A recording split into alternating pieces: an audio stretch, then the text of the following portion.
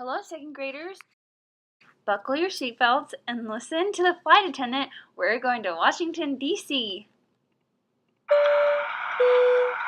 Ladies and gentlemen, welcome aboard Delta Airlines Flight 2998 bound for Atlanta, Georgia, with continued service to Dallas-Fort Worth International Airport. All carry-on. If you look out your window, you will see our nation's capital coming into view.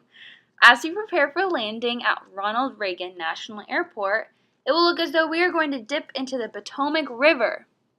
To your left, there's the Lincoln Memorial, Washington Monument, Jefferson Memorial, the White House,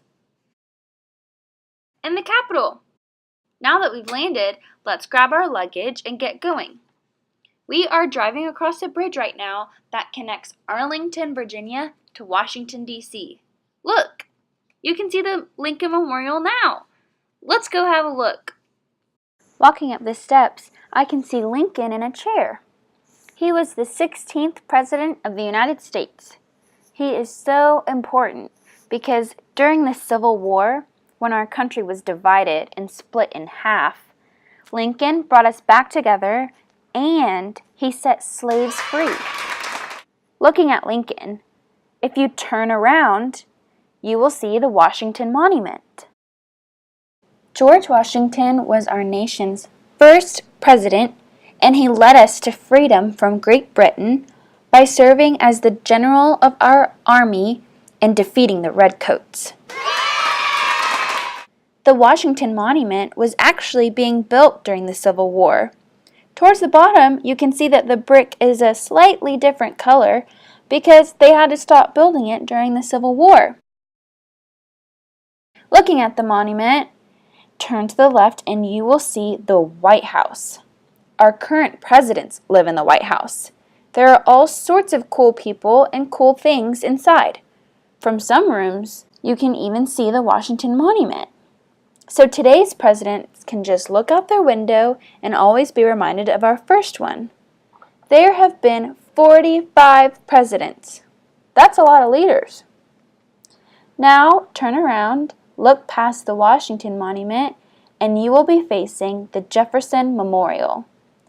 Thomas Jefferson was the third president of the United States and our very first Secretary of State. He's also one of the authors of the Declaration of Independence. Inside the Jefferson Memorial, columns surround him as well as his words. Words from the Declaration of Independence and from his essays.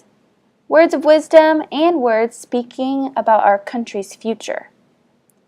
From the Jefferson Memorial, look ahead and there is the U.S. Capitol. The whole city is planned around its center, separating the city into northwest, southwest, southeast, and northeast. Inside the Capitol, the legislative branch works. Our Congress is made up of 100 senators and 435 congressmen. They all work together to create laws inside the Capitol building. You can see that the city lays in a perfect cross, with the Washington Monument at the heart, the White House and Jefferson Memorial on the arms, Lincoln at the head, and the Capitol at the feet.